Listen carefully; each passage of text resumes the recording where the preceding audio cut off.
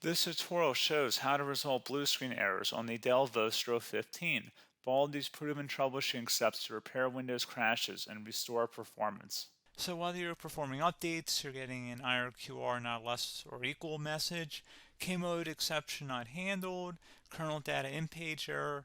A lot of errors pertain to this problem, and we're going to go ahead and jump into what should hopefully be a pretty straightforward process, guys. And we're going to go ahead and jump right into it. So first thing I'd recommend doing would be to actually go ahead and boot to the troubleshooting utility on Windows 11. So if you do a hard power off 3 times in a row, Windows should automatically attempt to launch the starter prepare utility.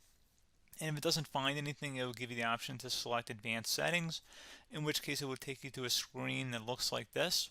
Now, if it does not take you to a screen that looks like this, or you're unable to get to that, you can also download the Windows 10 Media Creation Utility, or Windows 11. They probably will make a creation utility for Windows 11 at some point. And it doesn't really matter, you can actually run the Windows 10 utility on Windows 11 as far as I'm aware. And you should be able to run the troubleshooting utilities built in within it. So you just would go ahead and download it to an ISO file and then burn it to a DVD or USB. It'd have to be about 4 gigabytes or more. It couldn't be a small USB flash drive, and it couldn't be a CD. It'd have to be a DVD.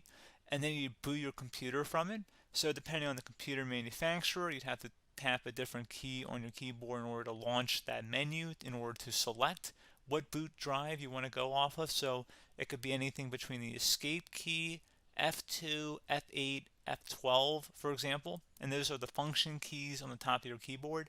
So you may have to just do a little bit of trial and error. Shouldn't take you more than a couple minutes. Googling it would probably be best before you even begin. But anyway, we're ready to go ahead and jump right into it. So we're on the choose an option page. So these will look very similar whether you're booting from it directly within Windows itself, or if you're plugged in a USB flash drive with the media creation utility installed and you selected the recovery option. So when you are setting up your Windows 11 installation or Windows 10, depending on the drive you're using, there should be an option to repair your computer in the bottom left corner of the dialog window, one of the first screens that comes up. You go ahead and select that, and then it would take you to a troubleshooting screen like you see here. And you want to go ahead and select troubleshoot, reset your PC, or see advanced options. And then there are going to be a whole bunch of options in here that we're going to explore in today's video. The first one, we're going to actually go underneath advanced options and then select startup prepare, fix problems that keep Windows from loading. So go ahead and select that first.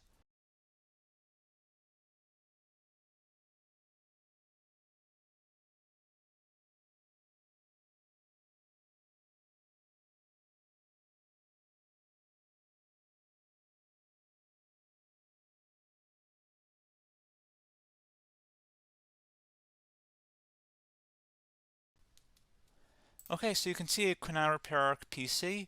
That was our first option we could try. Something else, if we go back into advanced options here and then select troubleshoot, we're going to go underneath advanced options again. You can go ahead and actually access safe mode by selecting startup settings. And then if you select the restart button, you have the option on the screen select safe mode with networking, which will give you a key on the screen. It'll tell you which key to press to enter that. I believe it's the F7 key. It'll do that for you. I'm not going to go over that in today's tutorial because I don't really want to go into safe mode, but you're more than welcome to attempt that by going into here and then selecting restart.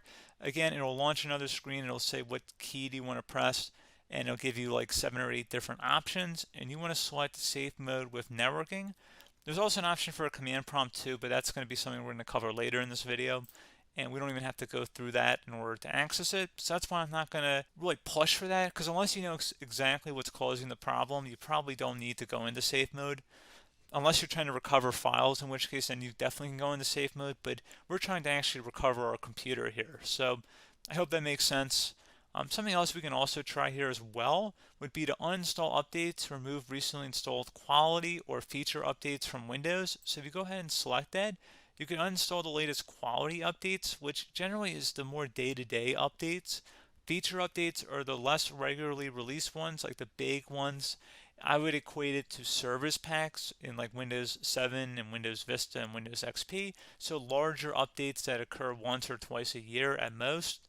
And the quality updates are more just a regular update. So probably obviously depend. It'll take longer if you're going to try and uninstall the latest feature update versus quality update, and maybe you don't need to go back that far. So just giving you guys a couple of pointers with that.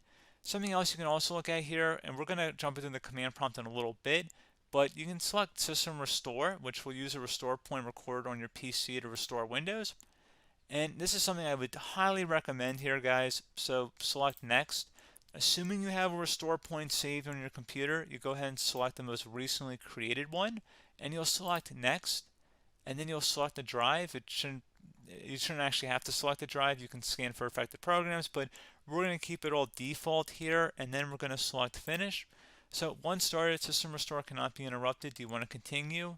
I think we're going to select yes. I don't think we have anything better to do on our computer right now, so just give it a moment here to initialize. It will take a couple minutes to run, obviously depending on how large your hard drive is and how much is saved on the System Restore point. So just give it a couple minutes here.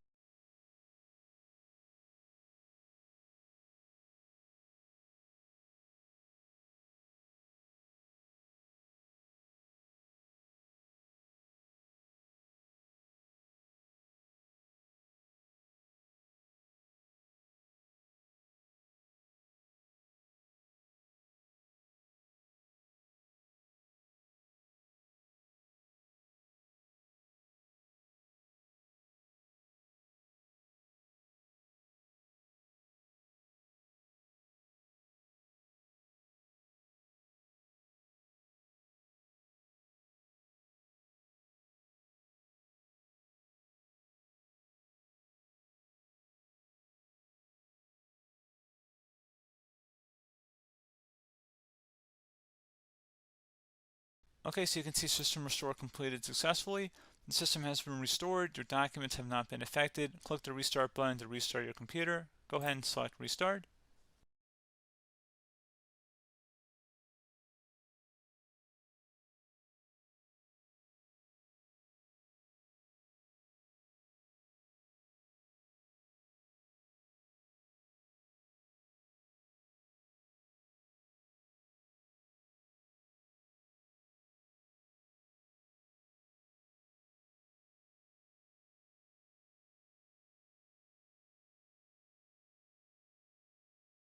Okay, so you can see the system has been restored successfully. We're going to go over a couple different methods in addition to that if that did not work. So I'm just going to pause the video and we're going to start back up back on the recovery screen that we started with. Okay, so a couple other things we can try here too. If you go back into troubleshoot, you can select reset your PC, while you choose to keep or remove your personal files and then reinstalls Windows. You can select to keep my files, which will remove apps and settings but keeps your personal files. You can also select remove everything, which will remove all of your personal files, apps, and settings. So this is more of a factory reset, the second option here. First option, it should not delete all of your personal files. However, it will pretty much clear most of your programs. And keep in mind, there's no guarantee that your information, number one, is even still available and easily recoverable on your computer to the point that you actually would be able to recover anything. And the second point is that there's always a chance that it won't actually recover and it will just do a factory reset anyway. So there's no guarantee that actually would keep your files anyway. So I would recommend trying to get a recovery tool and backing that up first before selecting it anyway. But again, those are a couple different options. And then something else you can try here, if you go back to the choose an option. Another option, if you go underneath choose an option and select troubleshoot, advanced options, and now select where it says command prompt. Okay, so the first thing we should do is type our main hard drive here. In most cases, it should be the C drive. So you just do a C colon and then hit enter on your keyboard. So once you're underneath the C drive, we're going to type in dir and then hit enter on your keyboard. It should have program files, users, and Windows all in there. That's how you know you're in the right directory.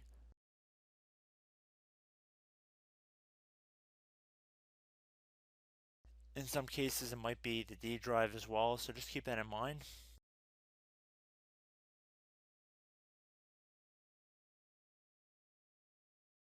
Next thing we're going to do is type in cd space / Windows / system 32 / config, and then you're going to hit enter on your keyboard.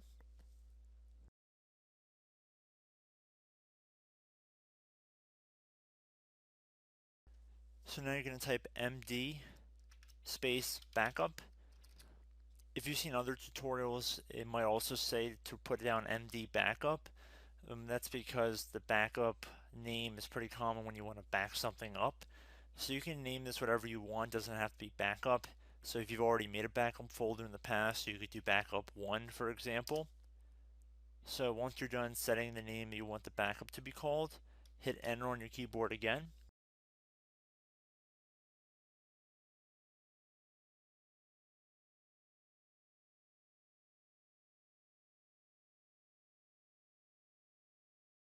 At this point you want to type copy, C-O-P-Y, space, then you want to do the star symbol above the 8 key, then do a period or a dot, whatever you want to call it, then another star sign, and then another space, and then type backup, and then hit enter on your keyboard.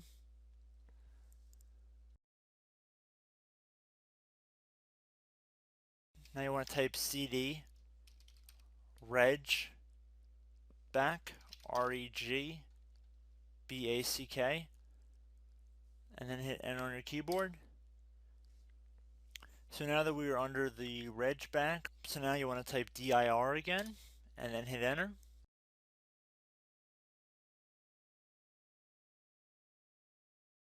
So now at this point we're going to type copy again. So copy, space, star sign,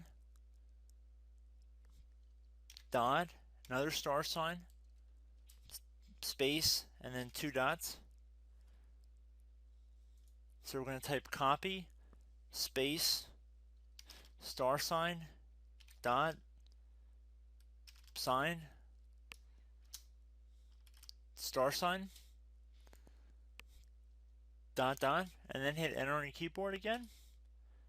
So for overwrite, you want to overwrite all.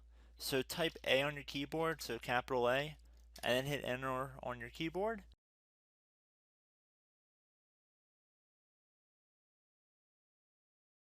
So at this point you should be good to go. You can close out of the command prompt window, and if you accidentally continue to Windows 10 you should be all set.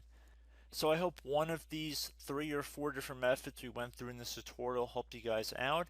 Again, I'm not sure if you guys heard me earlier, but try to go back into your safe mode if possible and uninstall any programs you know might be conflicting with the Windows startup if you can get into safe mode. So just keep that in mind. Something very simple like that could be blocking up everything. So again, I hope this tutorial helped you guys out, and I will catch you in the next tutorial. Goodbye.